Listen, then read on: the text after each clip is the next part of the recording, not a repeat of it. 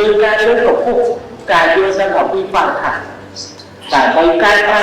ទាំងប្រតិបត្តិនិងអេរិយាបថរបស់ ទិញបញ្ជា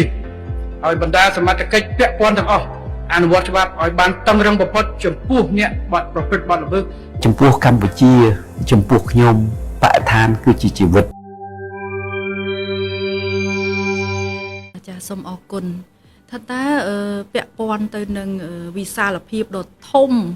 នៃតំបន់ការពារធម្មជាតិនៃក្នុងប្រជាជាតិកម្ពុជារបស់យើងគឺអនុលោមទៅតាមក្រមបរិស្ថាននិងធនធានធម្មជាតិនៅក្នុងការពារនិងអភិរក្សថាតើនៅក្នុងនោះបើតាមដែលនាងខ្ញុំបានដឹងខ្លះដែរពាក់ព័ន្ធទៅនឹងក្រមបរិស្ថាននិងធនធានធម្មជាតិហ្នឹងគឺយើងមានបែងចែកជាប្រភេទនៅក្នុងការដាក់ទោសទណ្ឌជាប្រភេទនៃបទល្មើសសូមថាមានអ្វីខ្លះទៅសូមលោកជួយបង្ហាញលំអិតជូនទស្សនិកជនបានជ្រាបផងដែរចា៎បាទសូមអរគុណសម្រាប់សំណួរនេះបាទពាក់ផ្អែកទៅលើក្រមបរិស្ថាននិងធនធានធម្មជាតិដូចអ្នកសម្របសម្រួលបានជម្រាបជូនដែលយើងពីមុននេះថាយើងបានក្រសួងបរិស្ថានបានប្រកាសដាក់ឲ្យប្រើប្រាស់ពីថ្ងៃទី28មិថុនា2024ដោយឧត្តមរដ្ឋមន្ត្រីនោះគឺនៅក្នុងហ្នឹងគឺយើងមានកន្ធៃទី11ពាក់ព័ន្ធនឹងទោសទណ្ឌទោសបញ្ញត្តិអញ្ចឹងនៅក្នុងហ្នឹងគឺយើងមាននៅក្នុងហ្នឹងមានប្រភេទ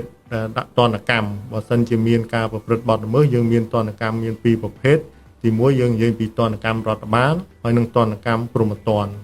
នៅក្នុងនោះគឺយើងចំពោះទណ្ឌកម្មរដ្ឋបាលនោះយើងមានដូចជាមានការព្រមានការផ្អាក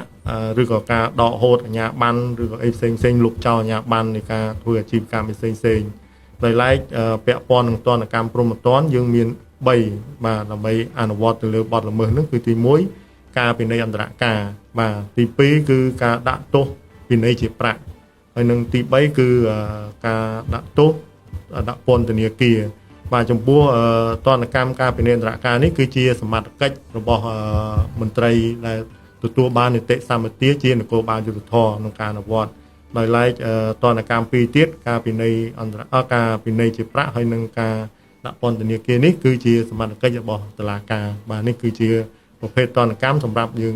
ការដាក់ទោសទណ្ឌទៅលើបទល្មើសធនធានធម្មជាតិនៅក្នុងតំបន់ការពារធម្មជាតិ